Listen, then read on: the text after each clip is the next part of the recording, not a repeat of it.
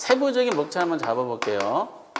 네, 첫 번째는 이제 부동산학의 총론이라고 이제 목차를 잡아줬고요. 보통 3문제 정도가 나옵니다. 그리고 이제 이걸 디테일하게 논하면 부동산 이제 경제론이라고 있어요. 이게 가장 중요하겠죠. 가장 기초고 경제학이 파생된 거니까. 그럼 우리가 이제 경제론을 통해서 뭘 공부하시냐면은 수요와 공급을 공부해요.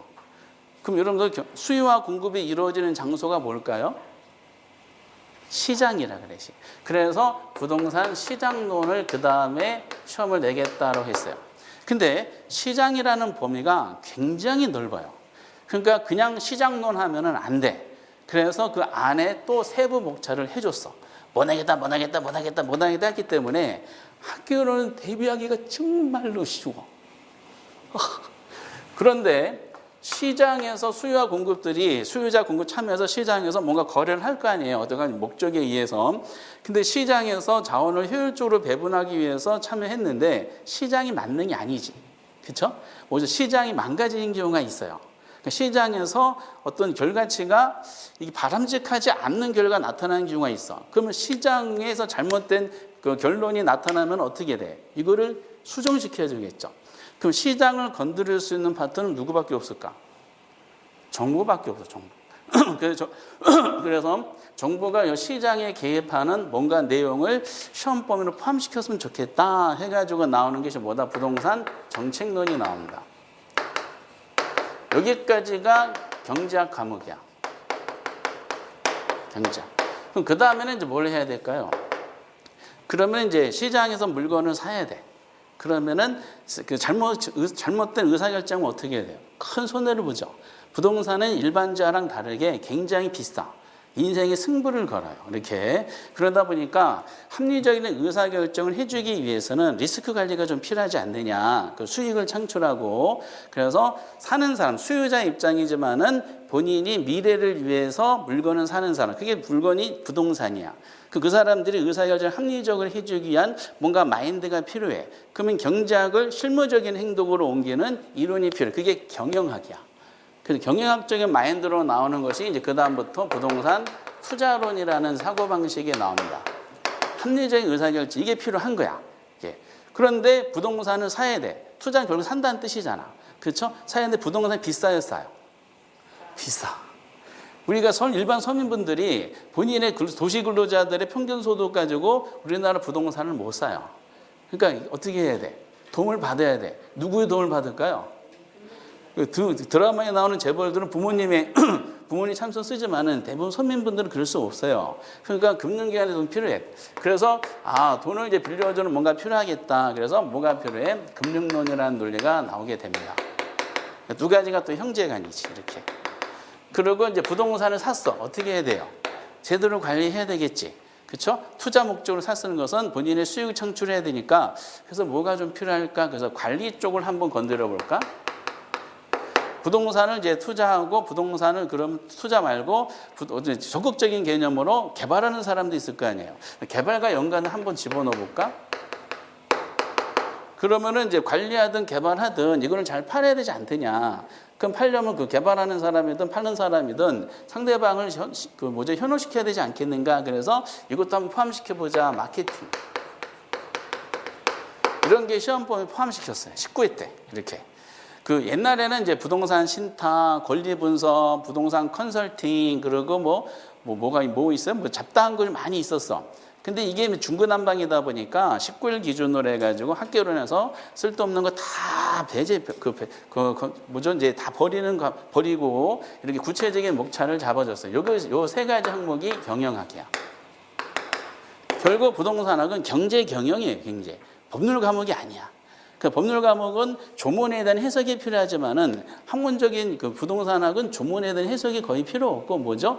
이론적인 부분에 대한 시장에 대한 흐름을 읽을 수 있는 이해 과목이다라고 생각을 해주셔야 돼. 그래서 첫 술에 배부를 수 없기 때문에 조금 이제 뜸을 들이는 시간이 필요합니다. 그 과정에 대해서 약간 고통을 느끼시겠지만은 그것만 넘어가면은 점수 관리가 수월한 과목이라는 것을 다시 한번 말씀드리겠어요. 왜? 이 과목은 경제학과 경영학 이 자체를 깊숙하게 낼 수 있을까 없을까? 못 내. 낸 거 또 내고 낸 거 또 내고 그래. 그래서 올해 경제 여기서 나왔던 문제, 기출문제 있죠? 기출문제가 한 문제마다 과거에 몇 회 출제했던 거를 근거를 다 제시할 수 있어요. 이제는 바닥이 났어. 낼 거 없어. 낸 거 또 내고 또 틀리고 또 내고 또 틀리고 계속 반복이 돼요. 그래서 이제 여기까지 한 다음에 이제 마지막으로 이제 이게 좀 이질적인 내용인데 감정평가론이라는 거를 하나 집어넣었어요. 이렇게. 그래서 전체적인 세부 목차를 이렇게 해줬고 큰 목차를 해줬고 그 안에서 다시 또 세부 목차를 해줬어. 특히 투자론이라는 건 굉장히 범위가 넓기 때문에 이걸 세부적 어디서 내겠다라고 해줬고요. 거기에 맞춰서 대부분의 수험서들이 목차를 잡아놓고 책의 내용을 소술하고 있습니다. 이렇게. 그럼 이제 이 전체적인 내용이 다 나와. 대부분 다 나오는데 그럼 평균적인 문항수가 골고루 나오느냐? 그렇지는 않아요. 그럼 이 8가지 항목 중에서 가장 기본이 되는 게 뭘까요? 경제론이야.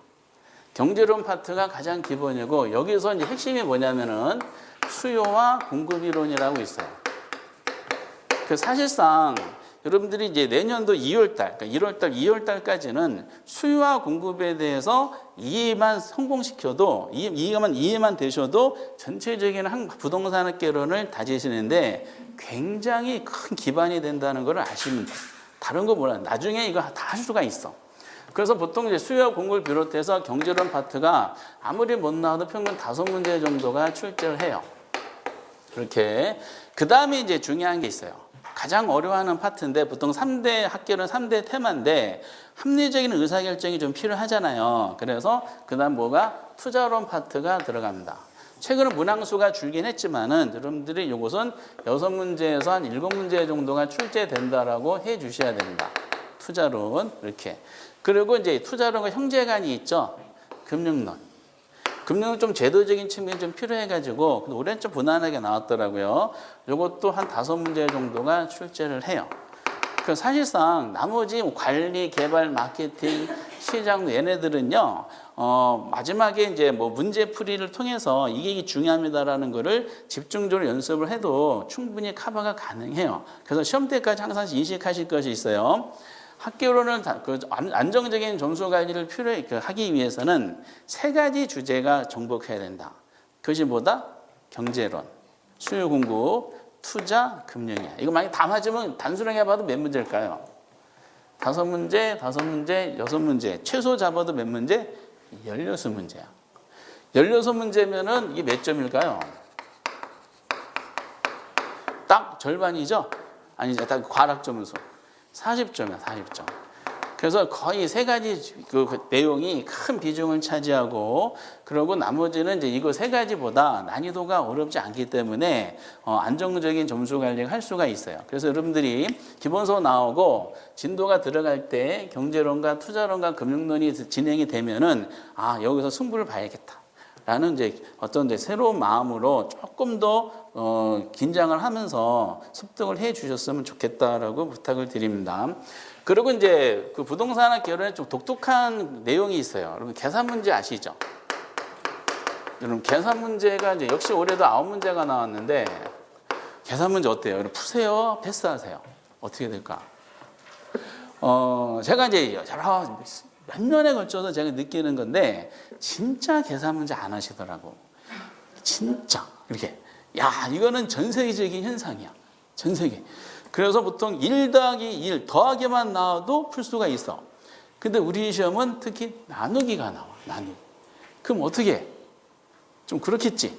그래서 계산 문제를 여러분들 9문제를 나오는데 이걸 전부 다 포기하고 점수 관리가 될까요? 안 될까요? 될 수는 있지만은 조금 부담이 돼. 그래서 이제 항상 여러분 목표를 하실 것은 뭐냐면은 계산 문제가 9문제 중에서 여러분 4문제 있죠. 4문제 정도만 내가 확실하게 풀 수만 있는 실력이 되시면 돼요. 근데 4문제 정도 해당되는 것은 자주 나오는 파트가 있어.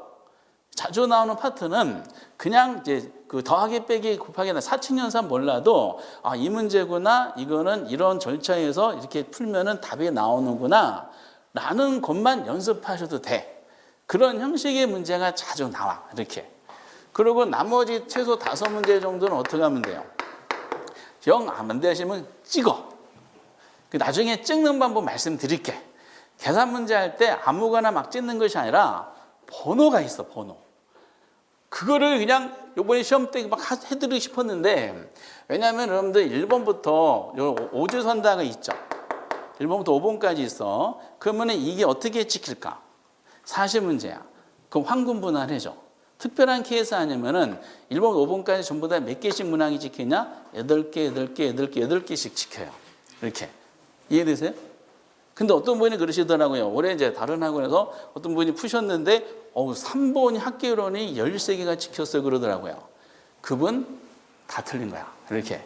정확하게 8개, 8개, 8개, 8개가 찍혀요. 그래서 여러분들 답안지 제출할 때 한 번호가 지나치게 많이 체크가 됐다 하면 어떻게 해야 돼? 큰일 났구나. 이런 생각을 해 주셔야 됩니다. 물론 가끔 가다가 이제 변절적인 경우가 있는데, 그런데 만약에 1번에 8개 찍혔고 이상하게 2번에 3개밖에 안 찍혔어. 9문제가 아직 안 푼 상태야. 그럼 어떻게 하면 돼요? 그렇지. 가장 적게 찍힌 요거를 집중적으로 마킹하는 거예요, 이게. 최악의 경우인데, 대신에 이건 굉장히 위험한 방법이죠. 왜? 이론적인 부분을 맞췄다는 가정에서 하는 겁니다. 그래서 이 부분에 대해서는 나중에 이제 절차적으로 진행이 될 때 말씀을 드리겠지만은, 계산 문제가 나오는 독특한 과목이 학계론이다. 근데 학계론은 무조건 포기하지 마시고, 난이도의 상한선이 도달한 문제가 있고 난이도에 아직 상한선이 도달하지 않는 문제가 있어요. 상한선에 도달하지 않는 문제의 특징은 계속 문제가 지나가대. 그런 건 대비하기가 어려워. 근데 이미 계산 문제에서 난이도 상한선을 도달한 문제가 있어. 그건 어떻게 하면 돼요? 절차적 이런 내용이 나오면 이렇게 풀겠다라는 방법론만 아시면은 다 풀 수가 있다는 것을 생각하시면서, 그것이 어떤 문제라는 거는 시험에 가까워지면서 계속 말씀을 드릴 거야. 이게. 그리고 이게 올해 출제할 가능성이 많습니다. 그러면 그것만 연습하시고 안 나오면 안 쓸 수 없고 이런 거예요. 근데 나올 가능성이 많습니다. 그래서 항상 9문제 중에 몇 문제 정도 풀어라? 4문제. 그리고 나머지 5문제는 제가 지금 그게 극단적인 방법인데 마킹하는 번호를 찍는 방법을 말씀을 드리도록 하겠어요. 그거는 마지막 카드야. 최악의 카드. 그래서 계산 문제에 대해서 부담을 갖지 마셔라 라고 해드리는 겁니다. 그래서 제가 이제 뭐 간략하게 언급해드렸지만은, 정리해보면은 이런 거예요. 학계론은 특징이 경제학 과목이다. 사실상. 경제 경영이에요. 그래서, 법률적인 과목처럼 법률에는 조문이라는 게 있잖아. 그럼 민법 쓰는 용어랑 공법 쓰는 용어가 같을까 다를까? 똑같아. 법률 용어는 똑같을 수밖에 없어요. 근데 경제학은, 경영학은 이론적인 부분이다 보니까 외국에서 넘어온 학문들이 많아요. 그 원어가 있어. 그 원어를 해석하는데 용어들이 있을 거 아니에요. 용어들이 아직 통일이 안 된 게 많아. 그러면은 뭘 해석해야 돼? 이런 의미구나라고 이론적인 부분은 이해를 중심으로 처음에 정리해 주시기 바랍니다. 막 줄쳐서 암기하는 과목이 아니에요. 법률 과목도 교재 그 내용을 똑같이 내는 것이 아니라 이게 해석하는 문제가 나오다 보니까 이해 과목이라고 생각하시면서 조금 뜸을 들이는 과정이 필요하다라는 게 첫 번째고, 두 번째는 이제 과목의 성격상 이론 부분이다 보니까 주관성이 많이 개입될 일이 많아가지고 세부목차가 나왔는데 그 중에 3대 주제가 경제론과 투자론과 금융론이라는 3가지 파트만 정복하면은 진짜 천재지변이 발생하지 않는 한 60점은 다 넣는다는 거야. 이게. 그리고 세 번째는 계산 문제가 나오더라. 근데 계산 문제 9문제가 최소 나오는데 두려워하지 마셔라. 우리는 그 중에서 몇 문제를 목표로 한다? 4문제가 나오는 거는 어디서 나올지 우리가 정해져 있기 때문에 그것만 연습하고 나머지는 그냥 안 하신 분들을 대상으로 마지막에 찍는 번호를 말씀드리도록 하니까 너무 걱정하지 마셔라. 그리고 절차적인 내용으로서 학계론을 할 때 가장 중요한 무기는 기본 교재가 중요하고요. 두껍게 안 만들었어요. 그렇게 할 필요 없다고 그래서 기본 교재가 중요하고 그리고 객관식 시험에다 문제풀이가 중요한데 기출문제를 많이 풀어라. 기출문제를 최근 거는 당연히 필요하지만은 15회부터 내용이 많이 제도적인 정착이 됐기 때문에 15회 이후부터 혹시 찾을 수 있으시면은 그 정리된 문제를 정리하기 중요합니다. 15회부터 작년 33회까지. 그럼 한 600문제 이상이 될 거예요. 그것만 하셔도 점수 관리가 된다. 이 정도야, 이 정도. 그래서 학계론은 천천히 진행을 할 예정이니까 너무 두려워하지 마시고 조금씩 이제 감각만 익혀주셨으면 좋겠다라고 부탁드리고, 오늘은 이제 뭐 할 거냐, 세부적인 거 하기보다는 이런 교재상에 보면은 10페이지라고 돼 있죠. 부동산학에 대해서 어떤 내용을 이제 약간 총론 파트를 진행하도록 하겠어요. 이건 다 맞춰야 돼. 그 기초로 돼 있는데 학문적인 내용은 총론 이렇게 돼 있어요. 이건 정확하게 보통 3문제 정도가 나와요. 이거는 기본적인 내용이야. 지문도 되게 길지 않아요. 그러면 이제 여기 목차를 부동산학에 총론해 놓고 그냥 정해주지 않으면은 이 중구난방이야. 그 안에서도 세부 목차를 해줬어. 그래서 부동산 학이다 보니까 도대체 부동산학이 뭐야? 이 부동산학에 대한 기본 개념에 대해서 몇 가지 정도는 알아두셔라라는 차원으로 그 내용이 진행이 됩니다. 거의 잘 출제되지 않아. 요거는 한 10번 보면은 한 두세 문제 정도가 출제를 해요. 그러니까 빈도가 높지가 않아. 이게 왜냐? 이거는 학문적인 해석 문제다 보니까 이 부동산학이라는 교재를 기본소가 수험소가 아니라 원서를 쓴 사람마다 다 달라. 다 다르다 보니까 공통적인 상황을 뽑아서 수험서로 정리하는 과정 중에 상당수 내용이 많이 빠지게 돼요. 그러는 과정 중에 낼 게 별로 없어가지고 출제 문항수가 많지가 않아. 그래서 그 대안으로 어쩔 수 없이 그나마 나오는 게 있어. 그것이 뭐라는 걸 좀 이따 말씀드리고, 그리고 이제 두 번째 내용, 여기서 두 번째, 세 번째, 네 번째가 중요한데, 결국 부동산학은 뭐를 다루는 학문이에요? 부동산을 다루는 학문이잖아. 그렇죠? 도대체 부동산이 뭐지? 라는 부동산의 개념 정도가 출제를 하죠. 올해 나왔을까 안 나왔을까? 나왔어요. 작년하고 재작년 안 나왔으니까. 이렇게. 요거는 보통 10번 보면은 한 5번 정도는 출제되는 것 같습니다. 그리고 이제 또 하나가 이제 부동산의 분류라는 게 있어. 여기는 제가 하나 곤란한 게 있습니다. 부동산의 분류 중에 특히 학문적으로 부동산을 다루는 게 토지 용어야. 이 토지 용어가 지금 5년 연속 나왔어요. 낸 거 또 내고.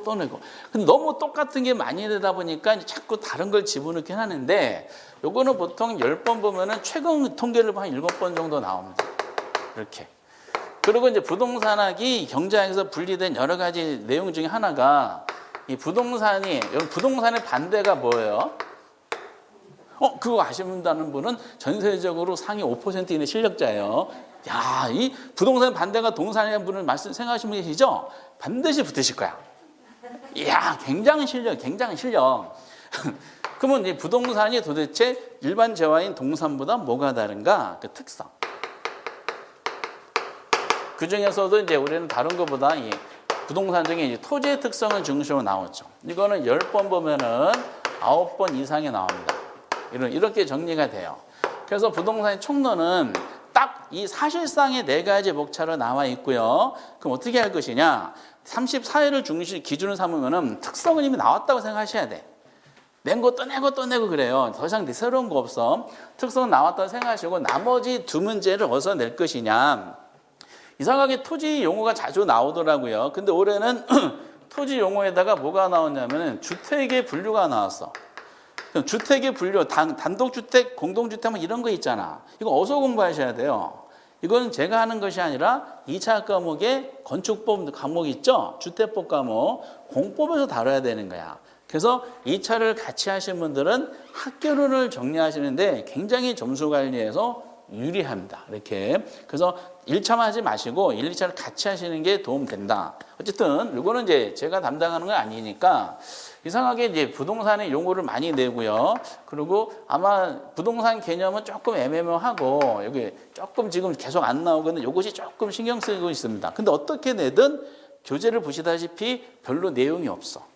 그래서 이 3문제 정도는 반드시 마치고 진행을 하셔야 돼. 무조건. 이거를 언제 마치시는지는 나중에 또 말씀들을 하겠어요. 오늘은 다 나갈 수는 없고 간략한 내용만 한번 정리 한번 해볼게요. 그래서 그 10페이지 부분은 이제 그 부동산학에 대한 내용이 잠깐 설명이 되어 있잖아요. 그러면 여기서 몇 가지 막 있어. 그럼 이걸 다 공부해야 되느냐? 원래 원서 내용은 이거보다 훨씬 더 많아. 근데 그게 많이 필요가 없어. 그럼 간략하게 보면 먼저 거기 부동산학의 정의가 있잖아요. 이 정의도 사람마다 다 달라. 그럼 국가고시는 어떻게 할까? 학자마다 다 다르다 보니까 그 학자마다 제시된 정의 중에 공통적인 뭔가 뽑아내야 돼요. 거기 내용을 잠깐 첫 시간 한번 해볼게요. 부동산학이란 부동산 활동의 능률화의 원리 밑은 무슨 뜻이죠? 그리고 그란 것은 뭘까요? 능률화의 원리죠. 그 응용기술 개척하는 종합 응용과학. 이걸 뭐 이렇게 약간 설명이 되어 있어요. 이거를 암기하시라는 뜻은 아니야. 어차피 이건 나오지 않아. 언급을 한다 하더라도 이걸 오답으로 내지는 않아요. 부동산학의 개념이기 때문에 자존심에 이거를 틀리게 하지는 않습니다. 그러면 이걸 왜 언급하냐면은 부동산의 기본 개념이 많이 나오진 않는다 그랬죠. 그럼 그나마 출제자들은 신경 쓰는 게 몇 개가 있어요. 그 중에 밑에 보면은 부동산 성격이 있잖아. 성격 여러분 체크해 놓으셔야 돼. 성격은. 그럼 여기서 왜 성격이 그냥 막 나온 것은 아니고 여기서 나온 거죠. 능률화의 원리라는 것이 이게 뭐냐면은 부동산학의 성격이 얘는 이론적인 성격을 가졌다는 뜻이야. 어떤 이론적인 부분으로 바람직한 방향을 제시해주는 학문이라는 거야. 이론적인 부분에서 이론적인 성격을 가졌다는 것을 학문적인 용어로 과학성이다라고 표현하기도 합니다. 밑은 그리고라 그랬죠. 그럼 이론적인 성격만 가지면 안 돼. 왜? 중개업자분들은 실무에 필드에서 활동하는 사람들이에요. 그 이론적인 거 맞으면 안 되고 이거를 뭐다? 실무에 응용하려면은 다양한 실무적인 기법이 필요하겠죠. 그 이론적인 거 관련된 그 응용 기술을 이렇게 나왔죠. 그러면 이 응용 기술을 개척한다 나왔으니까 이거를 부동산에 뭐냐? 실무적 성격을 가졌다는 뜻이야. 이거를 학문적인 용어로 기술성이다라고 합니다. 결국 이 두 가지를 우리가 통해서 확인하면은 부동산학은 뭐죠? 이론과 실무가 겸비된 학문이라는 뜻이에요. 이렇게. 그럼 이론과 실무 겸비된 학문인데 여기 나왔죠. 종합 학문이고 응용 과학이다라는 식으로 이제 마무리가 되고 있어요. 그러면은 이걸 통해서 밑에 체크하시라는 것이 있죠. 부동산 성격이야. 이거는 뭐 디테일하게 자세하게 내진 않으니까 성격에서 첫 번째가 부동산학이 무슨 학문이라고요? 종합과학이야. 이게 무슨 말일까요? 종합이란 것이. 그렇죠? 그런 뜻이에요. 정확하게 아셨어요. 이 부동산학의 역사를 공부하다 보면은 부동산학은 20세기 학문이에요. 20세기 초반에 미국에서 나온 학문이다라고 생각하시면 돼요. 그런데 그 20세기 이전에 부동산학이라는 학문이 나오기 이전에 여러 가지 학문이 있었을까 없었을까? 있었겠지. 그렇죠? 법학이라는 게 수천 역사를 가지고 인간의 역사는 거의 비슷하죠. 법학은 뭐예요? 인간 생활에서 발생된 법률 문제를 해결하기 위한 차원으로 나온 학문이 법학이죠. 그러면은 경제학이라는 과목도 있잖아. 경제학이라는 과목은 인간 생활에 발생한 다양한 경제 문제를 해결하는 학문이잖아. 그렇죠? 그리고 심리학은 뭐야? 인간에 발생된 여러 가지 갈등 문제를 해결하는 학문이 심리학이고요. 경영학도 마찬가지고 그래요. 토목공학도 마찬가지고 건축공학. 그러면 항상 인간들이 어떤 생활하다 보면은 문제가 발생한 것을 해결하기 위해서 법학에 나오고 정치학에 나오고 사회학에 나오고 심리학에 나오고 막 이런 거야. 근데 20세기에 여러 가지 인간에 발생된 문제 중에 부동산 문제가 발생한 거예요. 그럼 부동산 문제를 해결하기 위해서 법학에서, 경제학에서, 공학에서, 심리학에서 이렇게 각 분야별로 다루기가 좀 어렵죠. 점점 복잡 단단해지는 부동산 문제가 있기 때문에 이거를 해결하기 위해서 그래 오로지 부동산 문제를 해결하기 위한 학문이 필요하지 않겠는가. 그래서 뭐예요? 법이 붙는 것처럼 부동산 학에 대한 필요성이 생겼어요. 근데 부동산학은 신생 학문이잖아. 무에서 유를 창조할 수 있을까 없을까? 없는 거야. 그러면 결국 어떻게 해? 하나의 학문적인 체계를 다루기 위해서는 뭐예요? 오랜 역사를 가지고 있는 다른 학문의 도움을 받을 수밖에 없는 겁니다. 이렇게 법학의 도움, 경제학의 도움, 심리학, 정치학, 사회학, 통계, 토목공학, 건축공학, 지질학 이런 많은 도움을 받을 수밖에 없어. 결국 종합학이라는 것은 뭐냐? 부동산학은 다른 학문의 도움을 받았다는 뜻이야. 이렇게 이런 거. 그래서 여기서 나오는 가장 아주 유명한 개념이 나와요. 복합 개념이라는 단어가 나오게 됩니다. 좀 이따가 언급해드리고 이게 종합 개념이야. 그런데 그 다음의 논리가 이게 응용이란 말이 나왔죠. 이건 뭘까? 여기서 한번 정답이 나온 적이 있었는데 부동산학이 예를 들어 법학의 도움을 받았어. 근데 법학이라는 것은 인간 생활에서 발생된 법률 문제만 해결하기 위한 학문이잖아. 그렇죠? 근데 부동산학에서는 부동산에 발생된 문제를 해결하기 위해서 법학이라는 사고방식에서 창출한 여러 가지 이론들을 그대로 적용하기가 어려운 거야. 그럼 어떻게 해? 좀 수정해야 돼. 수정. 그래서 법학에서 나온 사고방식을 부동산 문제를 해결하기 약간 수정할 필요성이 있지 않겠는가? 그럼 다른 학문의 이론을 그대로 받아들이는 것이 아니라 수정할 필요가 있다. 그래서 나온 게 응용과학이라는 뜻이야. 이게. 근데 여기서 이제 응용과학을 만약에 거기 적혀져 있는 것처럼 한번 부동산학은 순수과학이라고 나온 적이 있어요. 순수과학은 마저 틀려. 틀려요. 이렇게. 이게 부동산 업자들 얼굴이 순수해요? 아니야. 각종 믹스가 돼 있어요. 이렇게. 그럼 두 가지는 결국 부동산학은 뭐냐? 멋있는 말로 종합학문이고 다른 도움 받았어요. 도움으로 끝난 것이 아니라 현실 문제를 해결하기 위해서 약간 수정한 학문입니다라고 멋있게 얘기했죠. 속된 말로 그냥 잡학이란 뜻이에요. 잡학. 이렇게. 그냥 짜집기 학문이다라고 보시면 돼요. 근데 이런 거를 해결하기 위해서 부동산학은 그리고 이론적인 토대를 갖출 필요가 있잖아요. 모든 학문 이론이 없으면 안 되잖아. 이론적인 내용을 구축해야지 학문의 존재 이유가 되거든요. 그러면 이론적인 부분의 성격을 가졌다는 것을 뭐라고 할까? 그렇지. 바람직한 방향을 제시하기 위한 학문이다. 그래서 규범과학이란 말이 나오게 된 겁니다. 규범이라는 것은 부동산학이 뭐라고요? 이론적인 성격을 가졌다는 것이고, 근데 이론만 알면 안 되잖아. 부동산학은 필드에 뛰어가지고 돈을 벌어야 되는 학문이에요. 내용을 보다 보면 다 그런 거잖아요. 사무실에 있어가지고 연구소에 있어가지고 어떤 이론적인 체계를 뭐 자연과학처럼 막 논하는 것이 아니라 이걸 했던 걸 가지고 나가가지고 돈을 벌어야 돼. 돈 보셨어요? 그것도 벌어야 돼. 그래서 실무적 성격이 강할 수밖에 없지 않느냐. 그래서 이거를 경험과학이다라고 얘기도 합니다. 이거는 부동산 무슨 성격이다? 실무적 성격이에요. 그리고 이제 마무리를 해줘야 되잖아요. 모든 다른 과목 경제학 이런 것처럼 부동산학도 어느 생활에 발생된 인간 생활에서 발생된 다양한 문제 중에 오로지 부동산 문제를 해결하는 학문이죠. 그러니까 인간 생활에 발생을 해결하는 학문이구나. 그래서 사회과학이 되는 거예요. 이걸 어떻게 나왔을까? 자연과학이라 하면 맞을까 틀릴까요? 날씨가 추워졌어요. 왜요? 이걸 다루진 않잖아요. 그래서 부동산학은 자연과학이 아니라 사회과학이다라고 했어요. 그래서 이 학문적인 개념은 사실상 필요 없어요. 이거는 뭐 수업하기 위한 내용이고 이 과정을 통해서 우리가 아셔야 될 내용이 뭐다? 성격이라는 게 가끔 나온다. 가끔. 그래서 부동산학은 종합, 응용, 규범, 경험, 사회과학입니다. 이 정도만 아시면 돼. 지금 당장은. 종합, 뭐죠? 응용, 규범, 경험. 그러니까 결과적으로 이 전체적으로 해석한 부동산학은 인간 생활에서 발생된 문제를 해결하기 위해서 이론적인 부분과 실무적인 부분을 갖춰가지고 이루어진 잡학이다라는 거예요. 짜집기 학문이라는 논리예요. 짜집기 이렇게. 그래서 고상한 학문은 아니야. 특히 이론이 성격이 더 강할까요? 실무 성격이 더 강할까?